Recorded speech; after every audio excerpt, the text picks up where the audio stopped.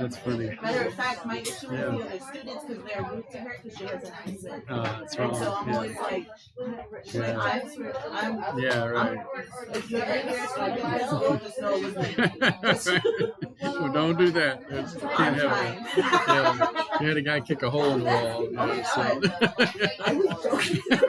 it's like flashbacks. Yeah. Okay, so let's get started. Today's a bit of review. We're starting the review for the test, so we're starting it today. We're going to go over a lot of the things that we did before we got to titrations and things. So we're doing some percent yield problems this morning. And again, if you didn't get the notes, because I got back late from a camping trip this weekend, so I didn't get the notes posted until like 10:30 last night. So I apologize for that. But I'll go slow so that you can write down the main points of each problem if you don't have the notes ready to go in your notebook. Okay, so skip over all of this. Yeah, let's jump right in. So this is, again, we've got an acid in this case reacting with a solid base. And so I just made up some problems for us to practice on. So this one is how many grams of calcium hydroxide is needed to completely neutralize 40 mils of a 0.1 molar phosphoric acid solution. So this is where the naming comes in, right? We got to know what calcium hydroxide is. We got to know what phosphoric acid is. We got to know how to then balance that reaction.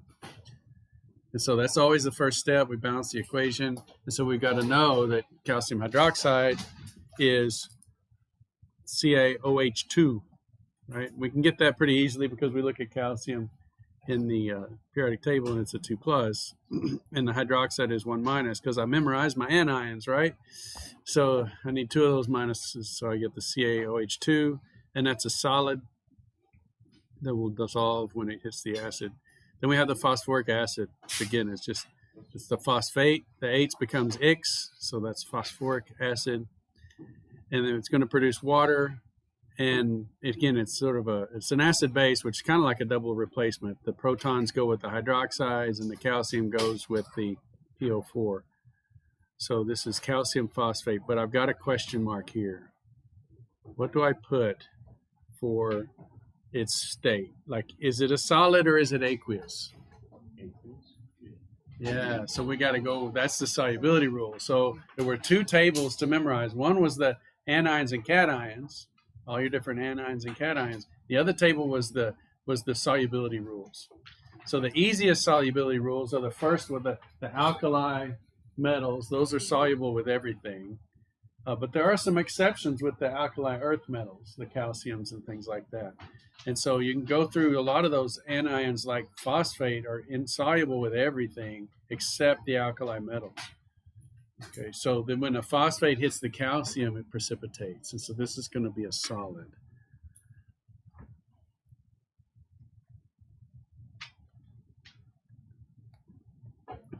And then plus water. And that's how you would know, like say you were doing a precipitation reaction, if you had aqueous things on the left, and then when you went to the right, how would you know if it was a solid or not? You would have to know those solubility rules.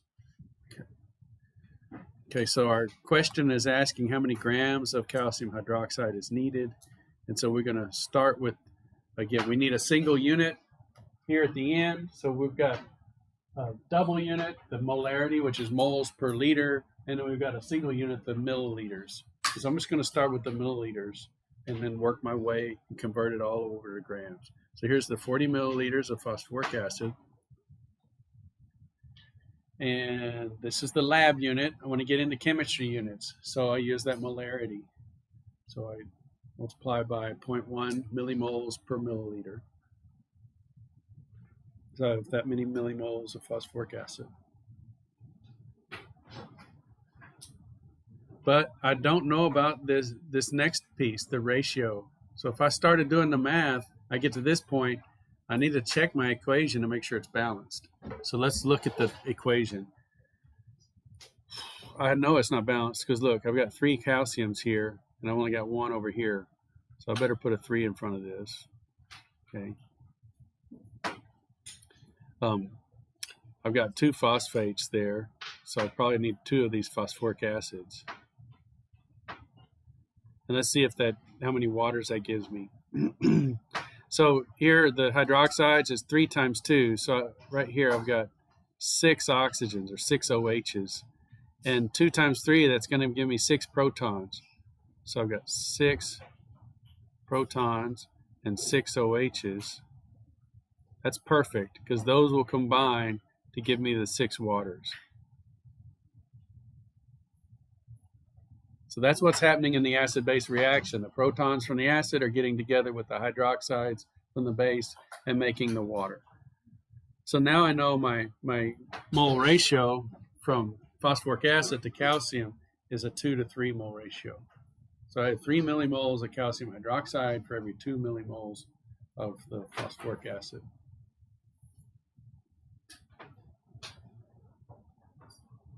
What do you think is next? I'm at millimoles calcium hydroxide. So where am I trying to go? Grams of calcium hydroxide. So I got to use the molar mass, right? To get out of moles and into mass, I got to go find the molar mass. So I got to find this. I've got a calcium atom at 40.1 grams per mole. And I got a couple of OHs. Oxygen is 16. So if I had a hydrogen, that's 17. So I've got 2 times 17. So I can do that. That's 34. So 40.1 plus 34. So I end up with 74.1 grams per mole. And I could put milligrams per millimole, but then that gives me milligrams, and so I need to go to 1,000 milligrams per gram. So just to get out of milli and into regular grams, I've got to put in a factor of 1,000. But this is the way you could do it to make sure you don't screw things up, is show those units. Because now every unit cancels. You know, we can prove that to ourselves. I've got a milliliter here that's canceling there.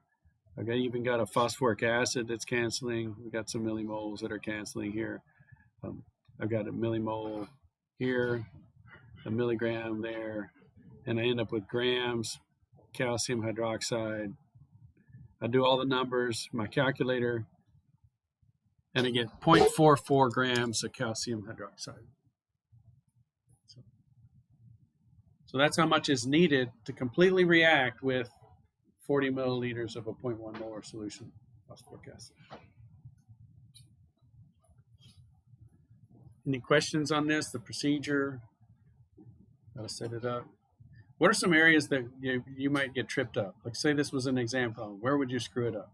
The milliliter and the millimole for the molarity. Is it this the fact that it's milli that would mess you up? Yeah, I think I would forget to like put instead of being like moles per liter, I think I'd forget to put millimoles per milliliter. So let's do this. What if you really wanted to use moles per liter? Okay, so that that's moles per liter. Where the heck is my pen? Okay, it's right there. I can't see the little red dot sometimes. Okay, let's say you wanted to use moles on top and liters on bottom. Are you comfortable with saying that 40 milliliters is 0.040 liters? Yeah. If you're comfortable with that, then you can jump right to moles per liter. Yeah. Do y'all see? I mean, a milliliter is tiny. So if we got 40 of them, they're small compared to a liter. A liter is 1,000 times bigger. And so that's 0.040 liters. And so you could jump right in. And then I've already done 1,000. So it would be, so if we did that, let's just change the units. So then this would be moles here and moles here. And this would be grams and moles. And I wouldn't need this because I've already done it. I did it right there. So that's another way to do the problem, and maybe you feel more comfortable with that. If you do, that's great. Okay. So that's one place where the way I did it, you might be saying, well, I wouldn't have done it that way. That's okay if you feel comfortable with what the second way. What else who would have messed up the naming part? Anybody? Don't want to admit it, but yeah. I would have messed up the solubility. The solubility rule, which it really doesn't play into this problem, but it could. Yeah. If I said what precipitate was formed, none, you could have none be an answer when it's not the correct answer. Okay. let's add a little bit to the problem. How many grams of calcium phosphate is produced? So now that we've reacted this acid all the way, it's the same equation, but now we want to know how much is the product, the calcium phosphate. So we're going to grams of calcium phosphate. So the first part of the problem is the same. We could do the 40 milliliters of phosphoric acid, convert that over to moles. Now we have a different mole ratio. So we're getting out of phosphoric acid by dividing by the 2 millimoles and multiplying by 1 for the calcium phosphate.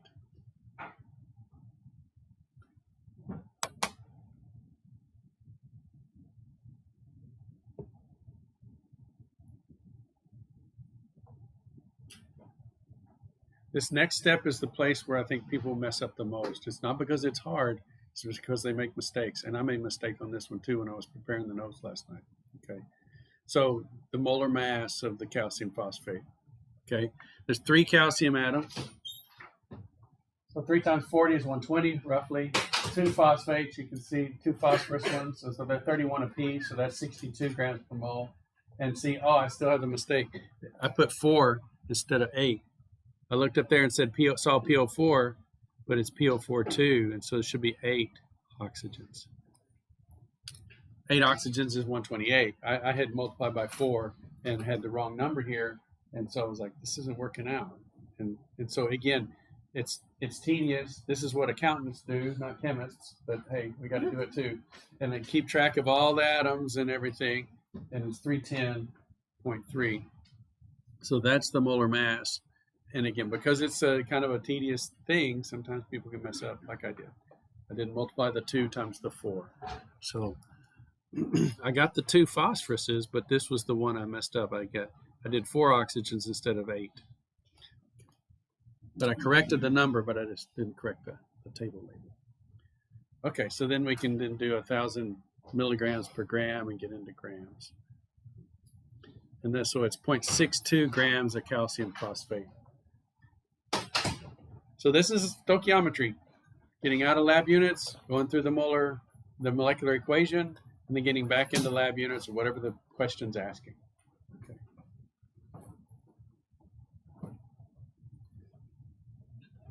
So this piece right here, this would be 100% reacted, and this is a product.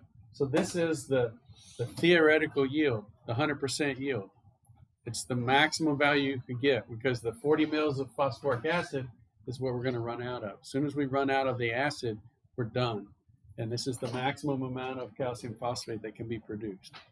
So let's jump into the percent yield problems. Okay.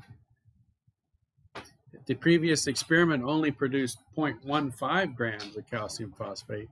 What is the percent yield? So 100% yield is 0.62. What label would we give this 0.15? What would we call that?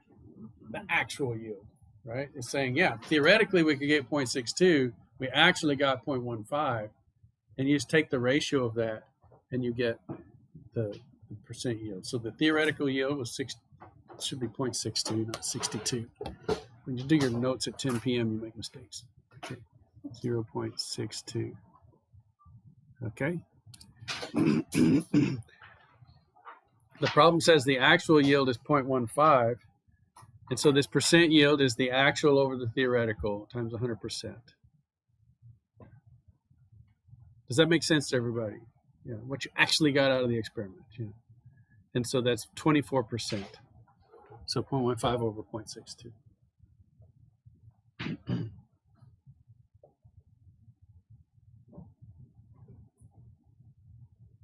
Is the actual yield also sometimes called the experimental yield? Yeah, I think so. You could do that. You could say that. Okay. Yeah, because you did the experiment and that's what you actually got. Yeah. Yeah. Yes. Okay.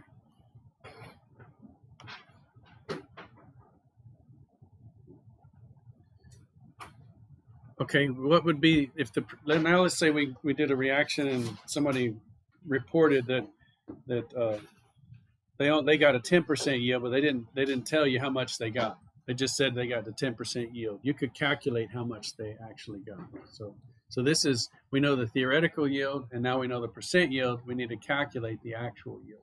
So it's just that equation with 3 variables. You know 2 out of the 3, so you can figure it out pretty easily. So the theoretical yield was, same mistake. Let's see.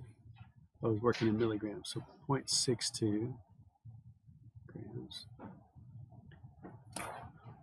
So that's the theoretical yield. The problem's asking for the actual yield when the percent yield is 10%. And so percent yield is 10%, and that's equal to the actual over the theoretical. So here's our equation. Again, we know 2 out of the 3 variables.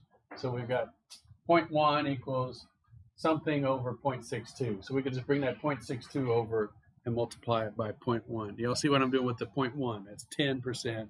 You move the decimal place 2 places at 0.1. So 0.1 times 0.62 gives us 0.062. So this is the actual yield if it was a 10% yield for the problem.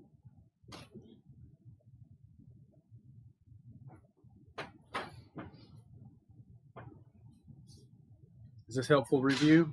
It's been a week or so since we've done these.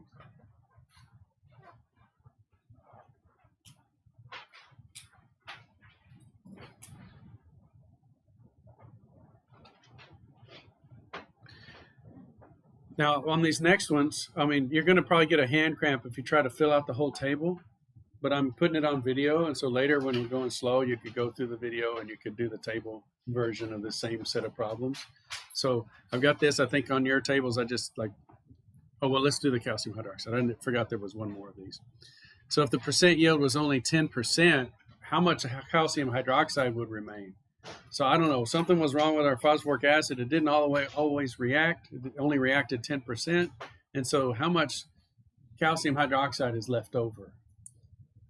So can you think about this just in your mind? I've got 100 units of calcium hydroxide, and I've only used 10 of them. How many do I have left? 90, right? So I should have 90% of my calcium hydroxide left. So whatever mass I have calcium hydroxide to start with for the theoretical yield, I should have 90% of that left over. Okay.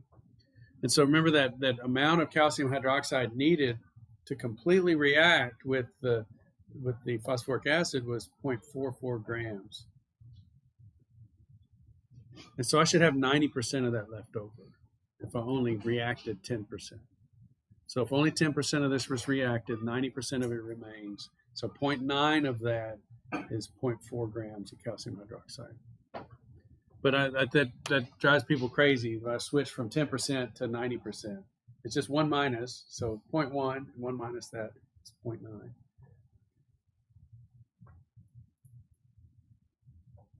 That's the thinking part of the course. It's not all procedural, just do this number, then that number. You got to think through what the language means.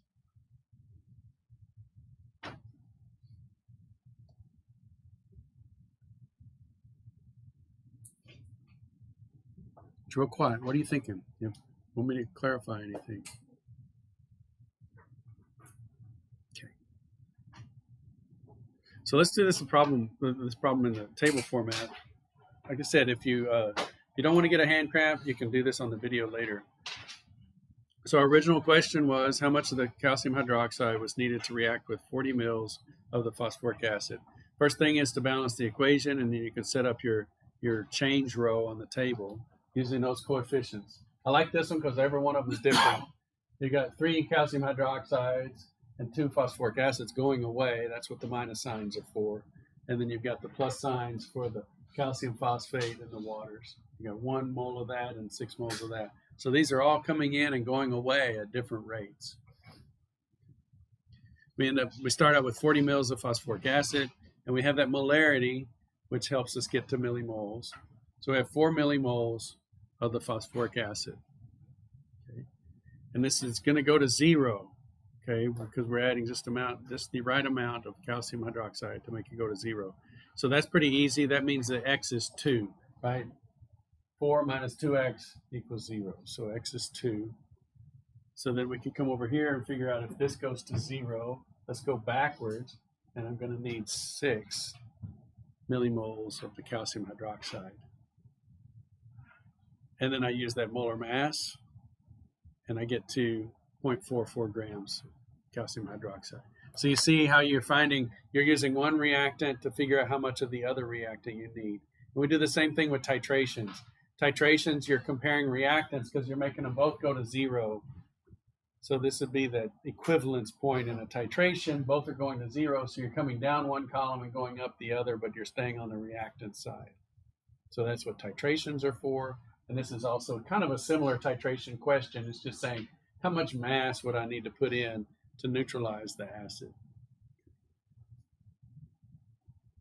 Then the second part of the question was, let's go over here to the calcium phosphate. We start out with 0 grams of calcium phosphate, which is 0 millimoles.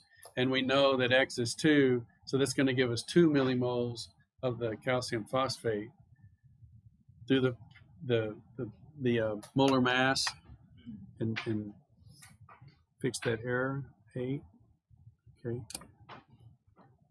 And we have the 310, and instead of instead of milligrams per millimole, I did a little shortcut. I did grams per 1,000 millimoles. 1,000 and milli, that's grams per mole, right?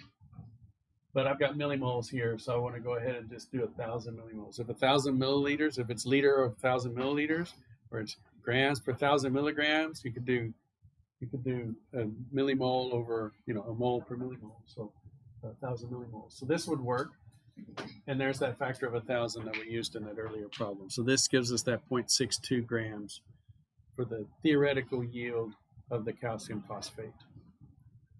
So this, you see how the table you can answer all of those questions using the table. Now the percent yield ones, they're not as easily answered in the table. You finish the table and then you can add percentages in there. And so in this case, if you only got 0.15, this is the percent yield question, you got the theoretical yield right here in the table. And so then you do the 0.15 over 0.62 and you get the 24% yield. So that was that third question we asked. You also have the 10% one. If you only got 10% of this, how much of it would you be? So it'd be 10% or 0.1 times that, you get the 0.062. And then this is the sort of the tricky one. If the reaction only went to 10%, this is where the X of the table comes in handy. Okay. So this is the actual yield for 10%. So we could work backwards to see what X is in this case. So this would mean that we got, if you take 0.062 times the 310 divided by 1,000, or reverse that, this times 1,000 divided by 310, you get 0.2 millimoles. Which, if you remember, the old X was 2, so this is 10% of that X. Okay, you could have just done that, but let's work backwards from this. So now X is 0.2. And so we're only subtracting minus 3 times 0.2 from that 6. And minus 2 times 0.2. So this phosphoric acid has now got 3.6 millimoles left over. And this has 5.4 millimoles left over. So we can convert that over to grams, and we end up with the 0.4 grams. So this is, again, with percent yields, the X is the progression of the problem. So if X only goes 1/10 of the way, then you could solve for the equivalence and get an X of 2, and 1/10 of that is 0.2. What if we had 25% yield? It'd be 0.25 times that X value. And so X is sort of a gauge of how far the reaction has gone. Okay, so that's everything we're going to do with the calcium and the phosphoric acid. Is there anything I can clear up before we switch gears to a whole new set of problems?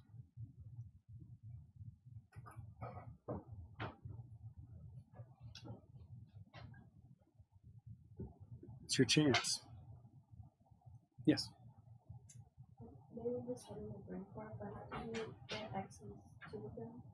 Yes, so let's go back to that. Very good. So right here. Okay, so we wanted to completely react the 40 mils of acid. So we used the molarity to get to 4 millimoles of acid. And so then this is, when we say completely react, that means it has to go to 0. Okay, so here's where we did this. So we did, let's see, 4 minus 2x equals 0. So I'm gonna get, x on one side. So I'm gonna move it over here. So I'm gonna say 4 equals 2x, and so then x equals 4 over 2 equals 2. Yeah. So that's all, and all of them are very similar to that. So you can look to see, like, yeah. So if I ended up with, like, let's say I had, let's do 12. I'm going to pick a number, 12 millimoles or 12 moles, and we end up with 0 moles, right? Okay, so then what I'm going to have is 12 minus, plus. I'm doing this backwards. Let me go. Let's say 0 here because it's a product. Plus 6x gives us 12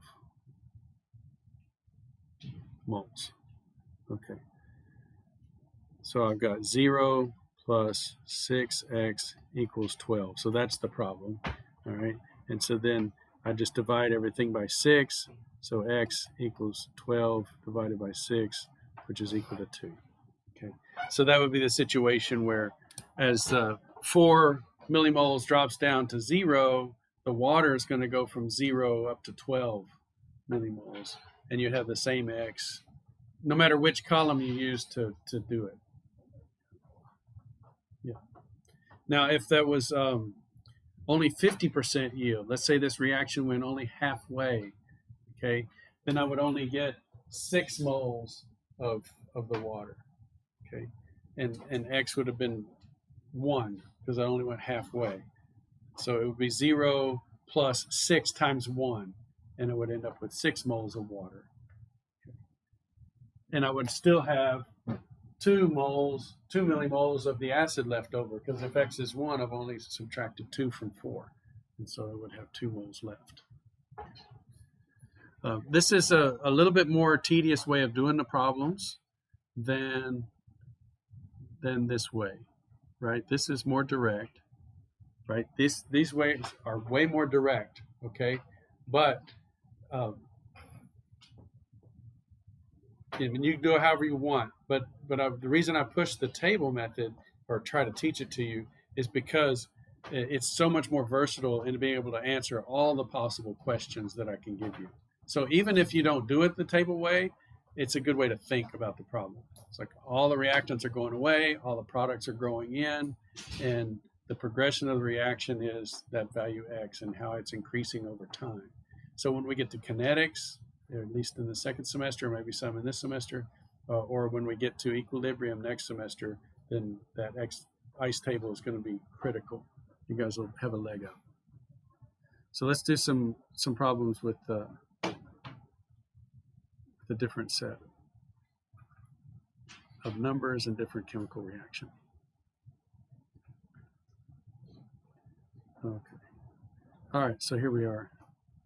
So how many grams of, how many grams of iron oxide, iron 3 oxide, will be produced from 50 grams of iron?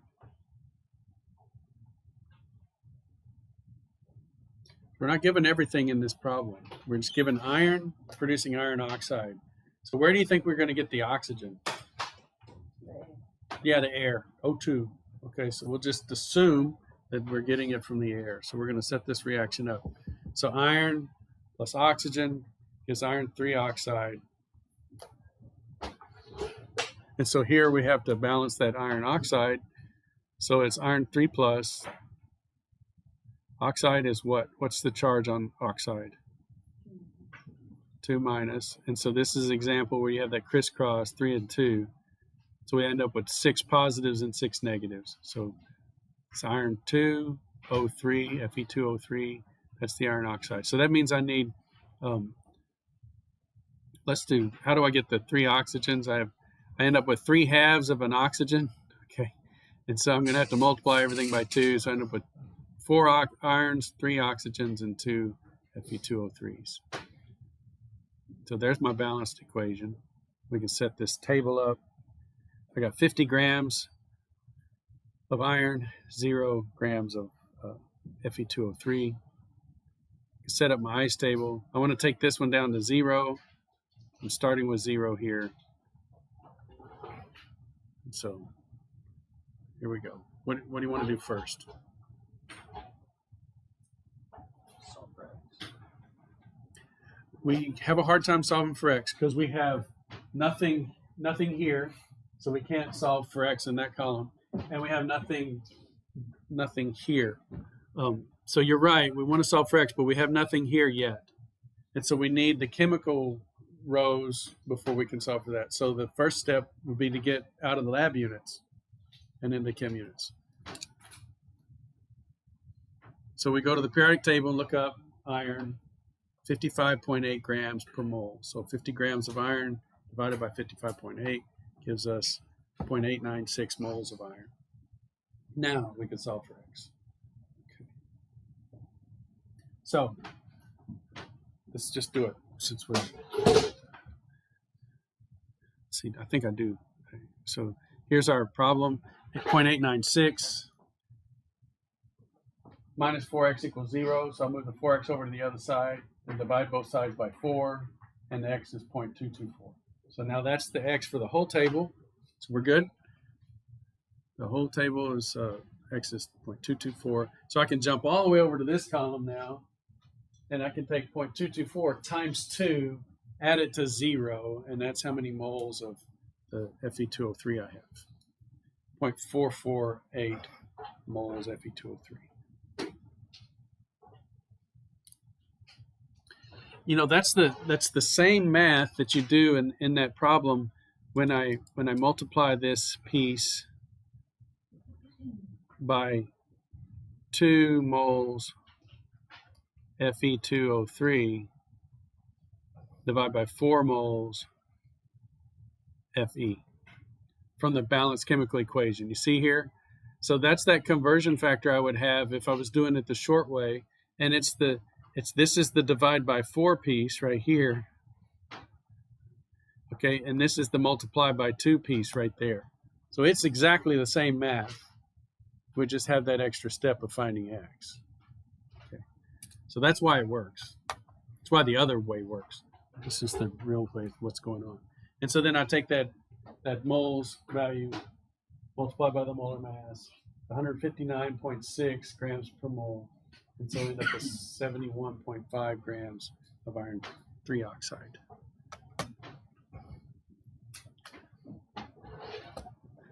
So that would be this piece right here. Get out of moles of iron into moles of Fe2O3, and this is the 159.6 grams per mole Fe2O3. So this mole is canceled here, this gram is canceled there, this iron is canceled with that iron, moles have canceled moles, and I end up with grams Fe2O3. So everything's all clean, it all works. Same thing in the table, it's exactly the same math. Okay, so now we say how much, if you had 50 grams of oxygen, how many grams of iron 3 oxide would be produced? So now this is a limiting reactant problem. So we got to figure out which one is going to run out. So you could go back to the table that you're already filling out, or go to this one. We could do the 50 grams of oxygen, that's 32 grams per mole, so we end up with 1.56 moles of oxygen. And then to find X, it's going to be going to 0. And so you can calculate X both ways. So if we ran out of oxygen, X would be 0.52. If we ran out of iron, X would be 0.2. Okay, so the smaller X, we're going to run out of iron when X equals 0.2. So we can't get to 0.5. So again, X is growing as this reaction proceeds. So you've got iron, you've got oxygen, they start reacting, X starts creeping up, 0.01, 0.1, 0.2, 0.3. But when it gets to 0.224, we don't have any more iron left. And so we're done. And so this means that iron is the limiting reactant. And so since iron is the limiting reactant, the answer is the same. That's how much of our product we would get even if we had 50 grams of oxygen. So we really don't have to do any more calculations. We have an excess of oxygen. So we're going to run out of iron, and we're going to still produce 71.5 grams of iron oxide.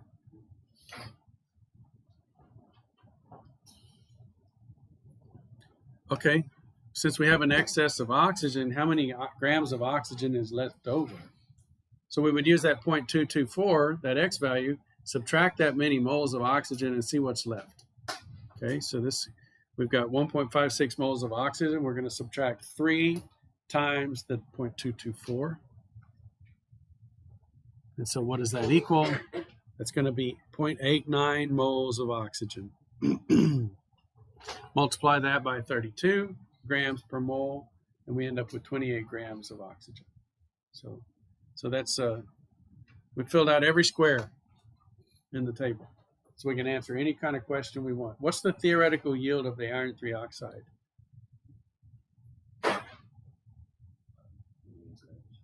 The 100% yield of, or the theoretical yield of the iron 3 oxide. So where is that located on this table? That's it. That's the theoretical yield. That's also the 100% yield.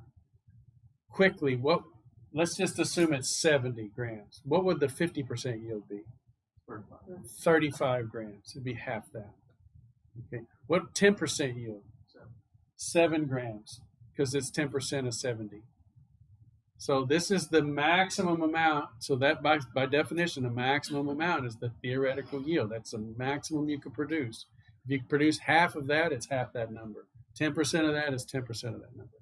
So hopefully you get more comfortable with this idea of yield. This is as much as you can make. Okay.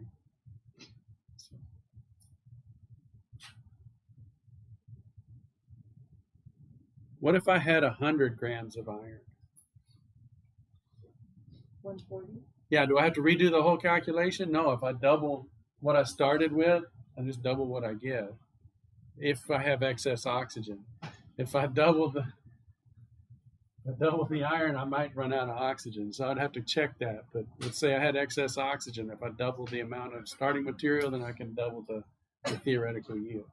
So just double everything. Okay, I promised to talk about titration. We did the math of titration last time, but I wanted to talk about titration a little bit so that you kind of understand the experiment. So this is an apparatus for titration. You typically have an Erlenmeyer flask, and you put the thing you want to titrate in there, and then you have this standard solution that you put in a burette. Okay, and it looks like burette, but it's burette. That's how we say it. Okay. And then you also add in an indicator. So let's look at this indicator idea. We haven't talked about pH yet. That's a concept that you'll learn in the second semester course.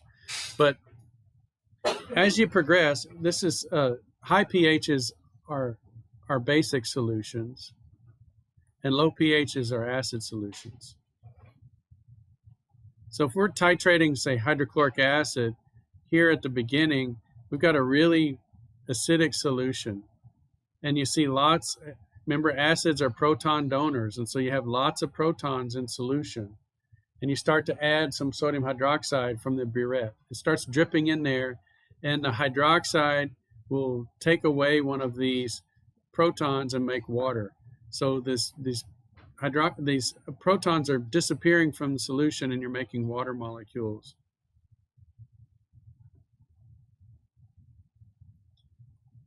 And so we're not showing the water molecules, that's just the background, environment. So we're showing the chlorides and the sodiums.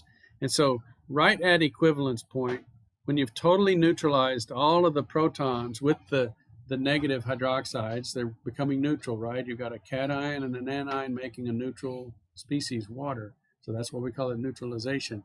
Right at that equivalence point, you've gotten rid of all of the protons and all of the hydroxides. They've all reacted with each other, and so you've got salt water. Okay. there's a small, like a minuscule amount of acid and base in there. It's like 10 to the minus 7 of each. Okay, so it's really, really small.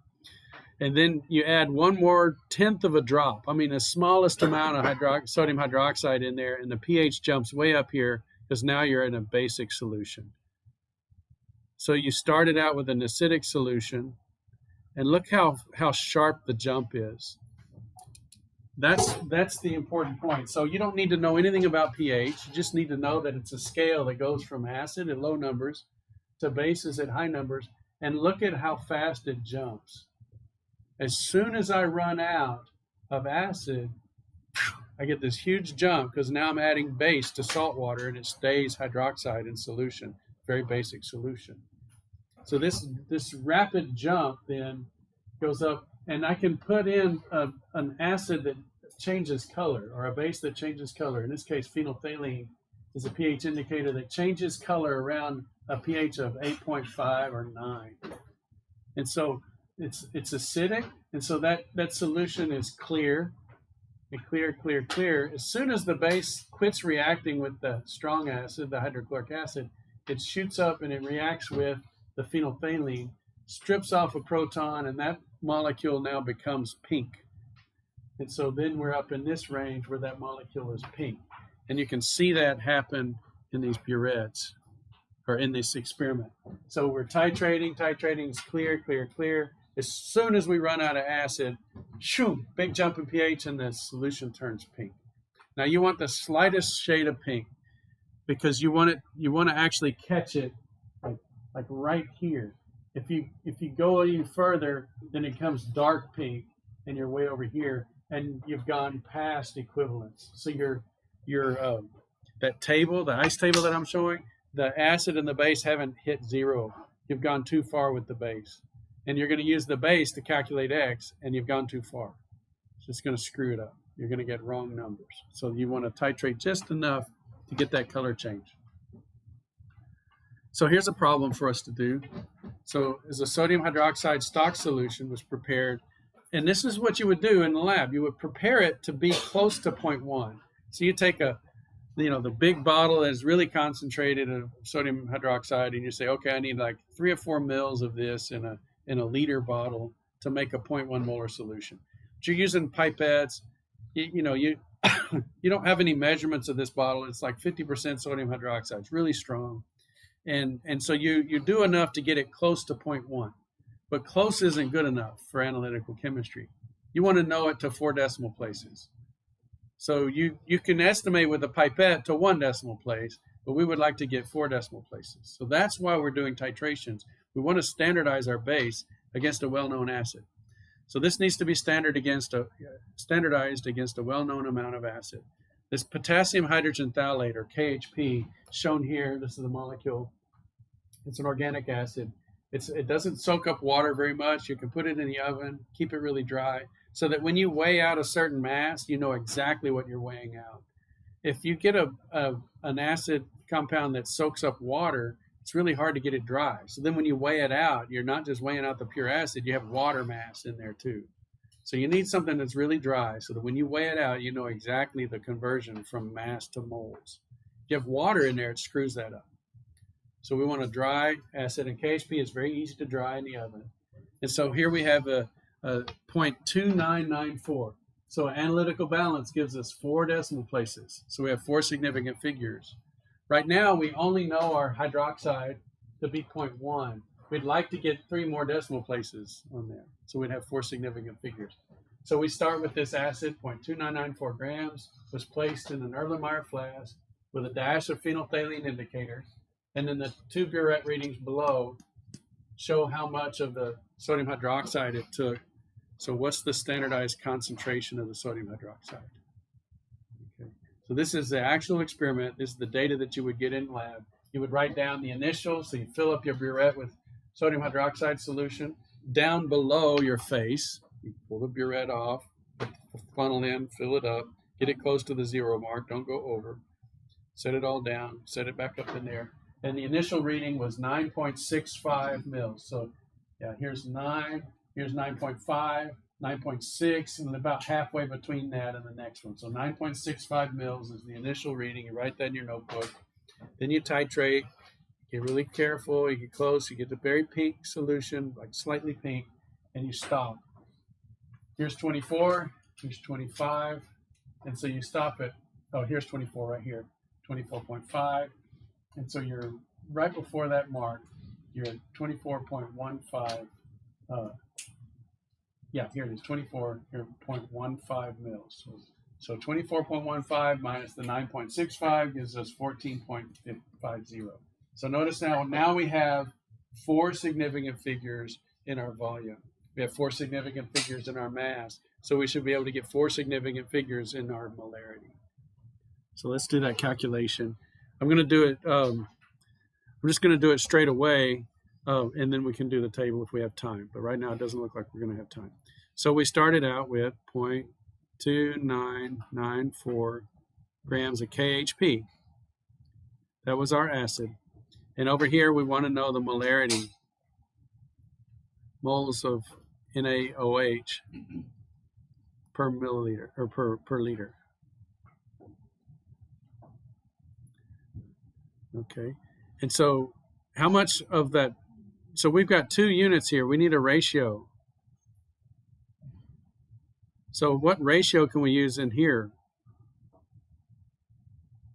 We have the amount of acid.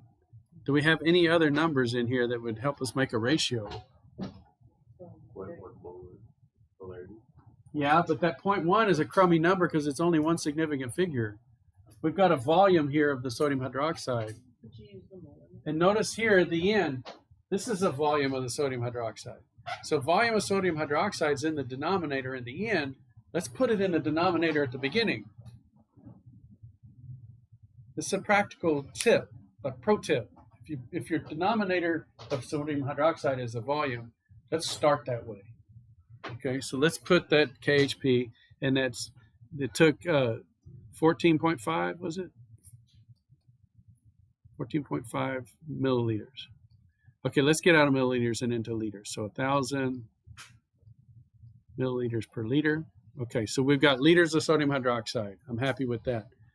Okay, now let's not try to look up the molar mass of KHP because we went to Wikipedia and it's down there at the bottom, 204.22. Okay, you could check it. 204.22. So it's on bottom. 204.22 grams. See, I almost put it on top, but I noticed my units weren't going to cancel. So it's got to be on bottom. Moles KHP. All right. So I have, it's a monoprotic acid. So I have HA plus NaOH gives NaA plus water. So since it's just a single proton, it's a 1-to-1 ratio. So 1 mole KHP for 1 mole of sodium hydroxide.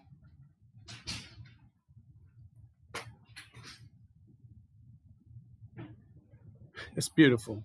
All my grams have canceled, grams of KHP, moles of KHP, milliliters.